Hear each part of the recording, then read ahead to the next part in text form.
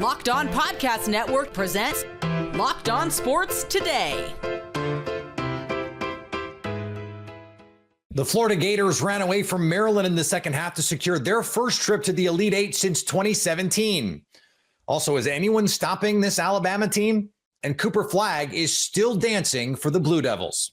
This episode is brought to you by Monarch Money. Take control of your finances with Monarch Money. Use code LOCKEDONNHL at monarchmoney.com for 50% off your first year. I'm Peter Bukowski, starting your day with the can't-miss stories and biggest debates in sports. You're Locked On Sports Today. Searching all major sports. Found. Let's start with the biggest story. The fourth-seeded Maryland Terrapins had number one seed Florida in a dogfight at halftime. It's a 2-point game. Florida, they made light work of the Terrapins in the second half. 87-71 is the final. Joining me now from Locked On Gators, Brandon Olson and Brandon. My first thought as I'm watching this and it's back and forth and it's tough. I'm like, this felt like UConn hangover to me. Is that the way that it felt to you? Yeah, a little bit.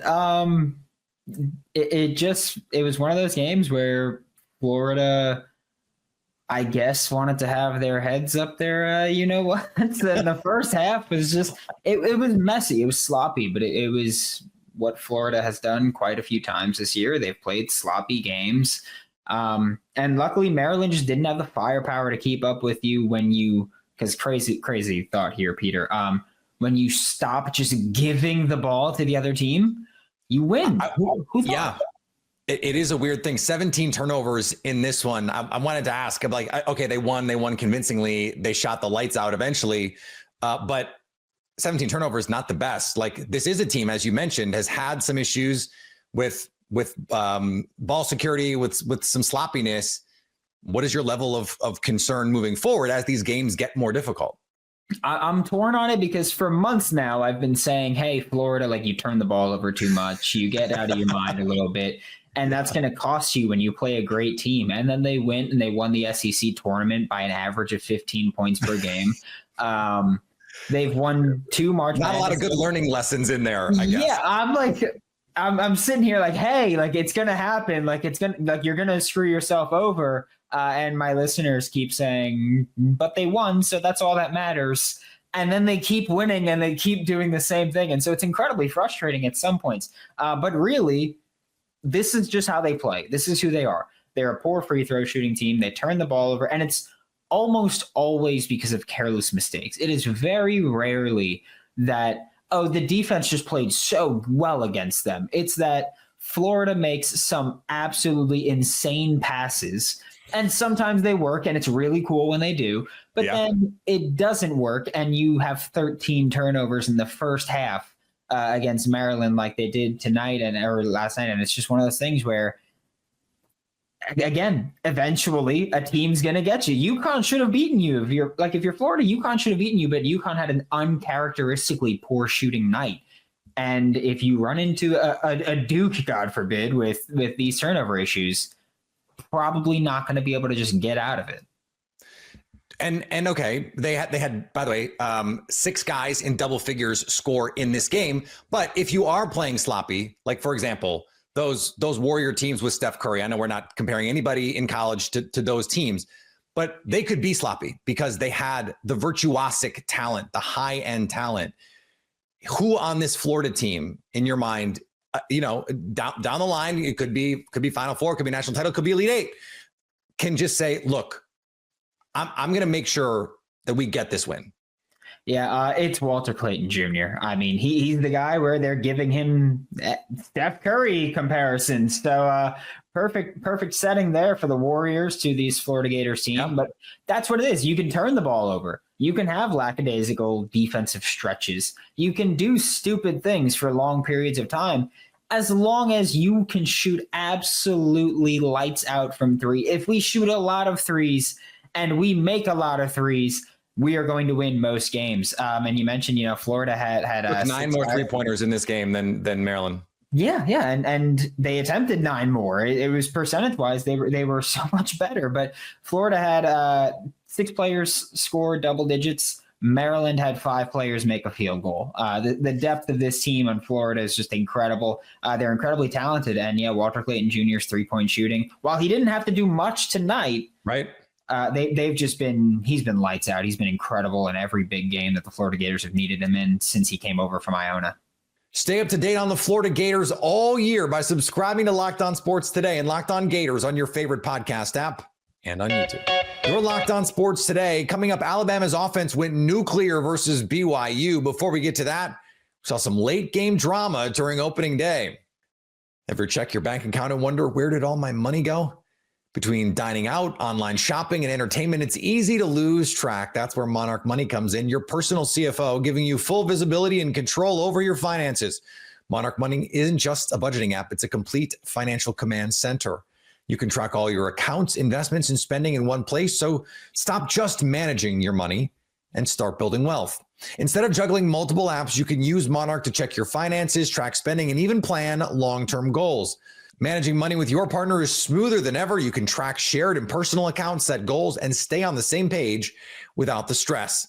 Take control of your finances with Monarch Money. Use code LOCKEDONNFL at monarchmoney.com for 15% off, 50% off your first year. That's monarchmoney.com, code LOCKEDONNFL for half off your first year. The Cleveland Guardians needed extra innings to earn their season opening victory against the Royals. Just like you want to draw it up on opening day, your opening day starter, your new extension starting pitcher, is sick. Can't make the start. Your all-world closer blows the save. The guy who starts the game isn't even in Kansas City the night before where you're playing. But the Guardians were the most resilient team a year ago in the regular season. They're the most resilient team here on opening day in 2025. Ben Lively, solid. Kyle Manzaro, he doesn't need a platoon partner. He hates the movie Platoon. He's on pace for 162 doubles, 162 homers, 162 triples. He should be Tim Robbins.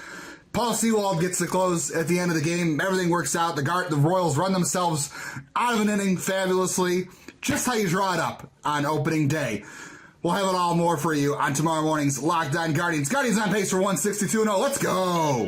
The Giants spoiled the Reds' home opener with a 3-run shot in the top of the 9th to get a win. What's up, everyone? Eric Triple E Engel here, back with another season of Locked On Giants postcast. And man, what a start to opening day. Giants with not a walk-off win, but a 9th inning heroic comeback. Patrick Bailey delivering the clutch hit to tie the game at 3. And then Wilmer Flores coming in with the big swing, the fireworks, putting the Giants up by 3 with a big 3-run shot to left field. So much to get into from today. Hey, we've seen big-time home runs late in games in Cincinnati before. It's the start of the Buster Posey era. Of course, we all remember Buster's heroics in Cincinnati several years ago at this point, and it's rubbing off on the team already. Man, I am so excited about this season. Hope you'll join us today and all season long on the Locked On Giants postcast. The Razorbacks tried to play spoiler versus Texas Tech in the NCAA tournament. Yeah, man, I don't know. I got no idea. Sports. I can sit here and tell you about all the big shots, the 16-point deficit, but it's just speechless, shocking, stunning, but yet just a bunch of guts. Just BYOG, bring your own gut. I mean, just grit, not wanting to quit and continuing to fight. I mean, can't shoot it. You down to 6 guys, basically. Chance McMillan doesn't play. Ticket punched. I'm staying in San Fran. I might ride around in one of those cars again with no driver. That's what I might do. Yeah, be here Saturday, Florida, 40 more minutes. Trip to San Antonio on the line. Chris Level, Locked On Texas. And we had a bonkers finish in the NBA as the Bulls stunned the Lakers. A Chicago 3, Josh Giddey steal, and another 3 gave the Bulls a 116-115 lead with just over 8 seconds left. That would have been crazy enough. Then Austin Reeves answered with the layup, looked like the game winner with 2.1 seconds left and no timeouts for the Bulls. That would have been crazy enough. But then Josh Giddey heaves it from half court. It goes at the buzzer, and Chicago stuns LA 119-115. 117. The Alabama Crimson Tide were firing on all cylinders versus BYU in the Sweet 16, setting an NCAA tournament record for threes made in a game. Locked On Bama host Luke Robinson has more on the victory. But Alabama was absolutely on fire. I mean, that people use that term all the time. I think now it's got to be simply reserved for stuff like this. Going for 25 three-pointers, the old record was 21. What's weird is the old record was 21 back when the three-pointers they hadn't been introduced that long. I mean, I think they got introduced in the 86-87 season, if I remember right.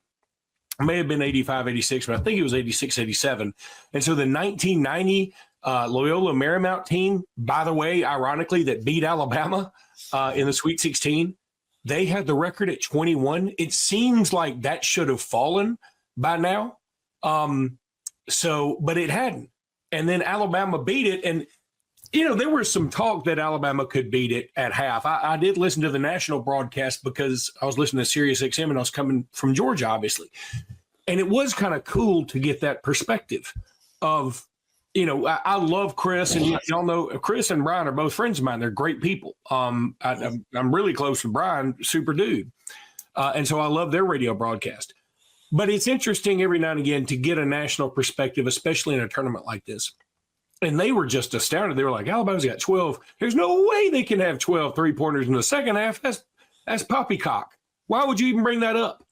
And no, we didn't have 12. We had 13 in the second half. It's just ridiculous. I really feel like, based on how big this game was, that this was the painting.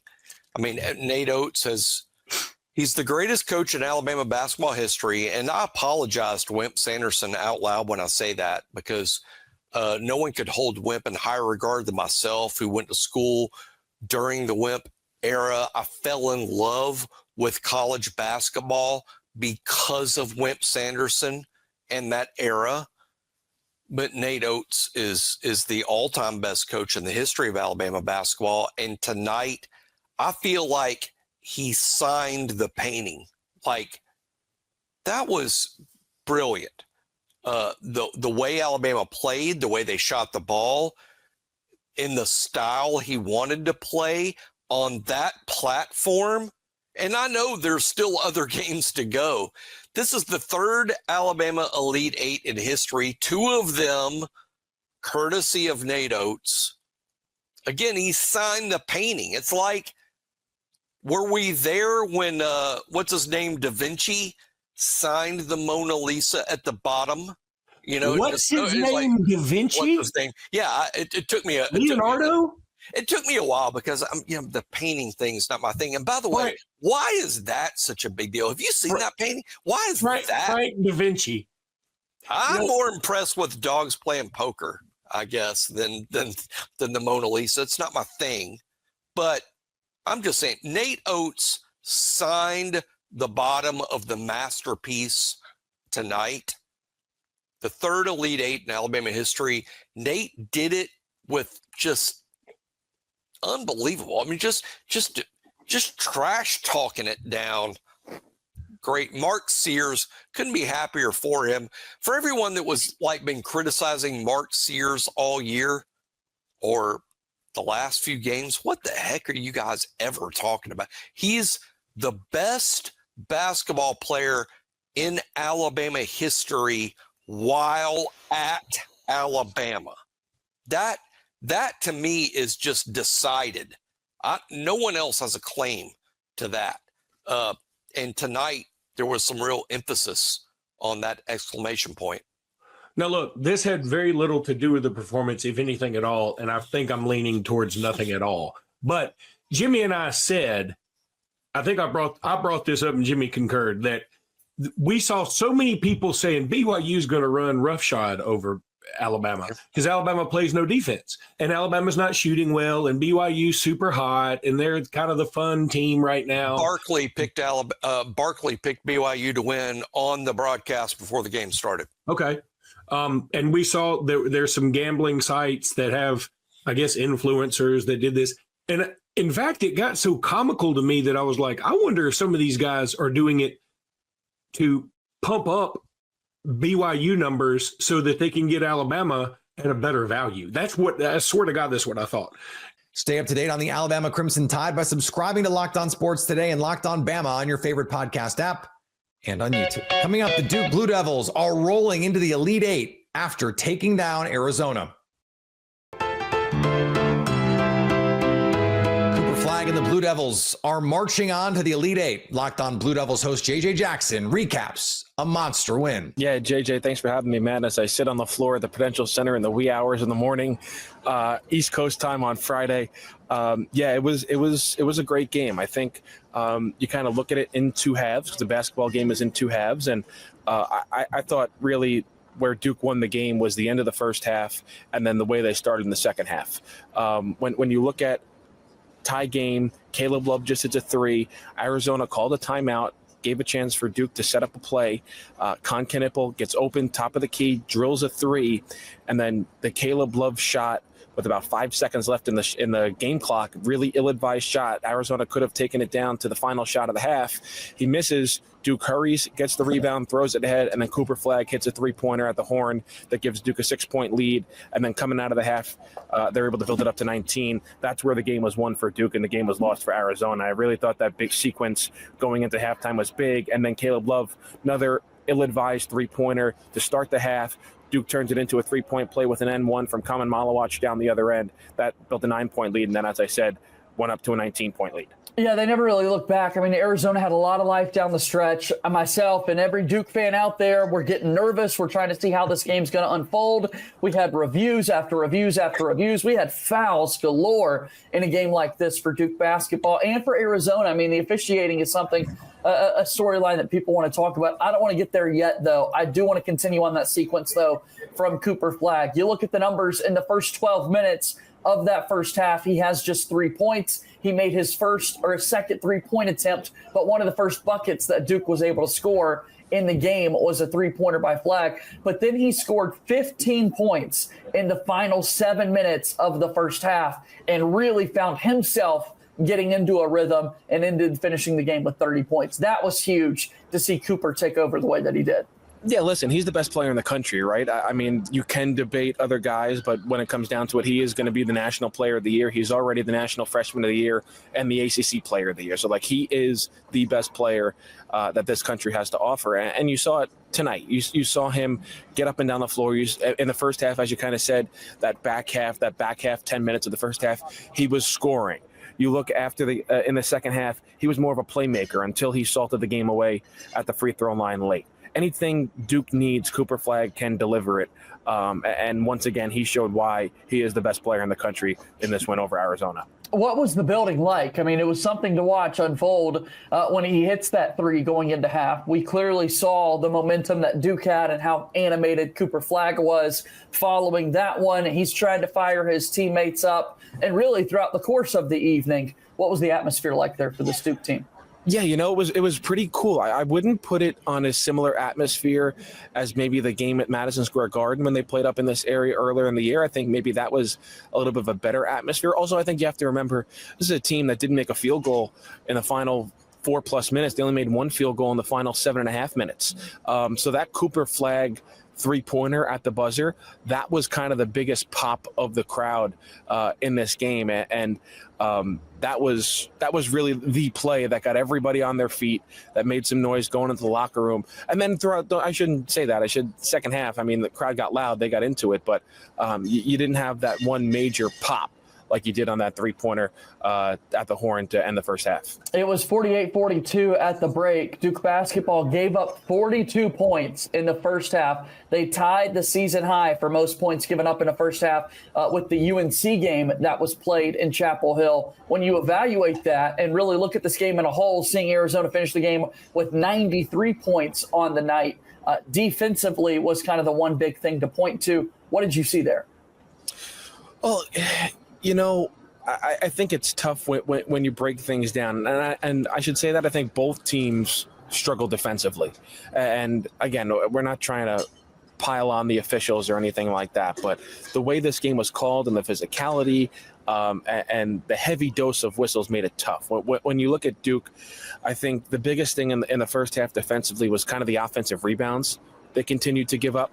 I really thought that hurt them. And I didn't think it was anything Arizona was doing great on the glass. I think Duke just had a couple of rebounds slip out of their hands. They weren't in position. And I think that was kind of the biggest thing that hurt them on the defensive side of the floor in the first half. And you saw that tighten up in the second half. And then when Arizona went on their run, I should mention Caleb Love kind of highlighted some of his poor play in the first half that we did a couple minutes ago.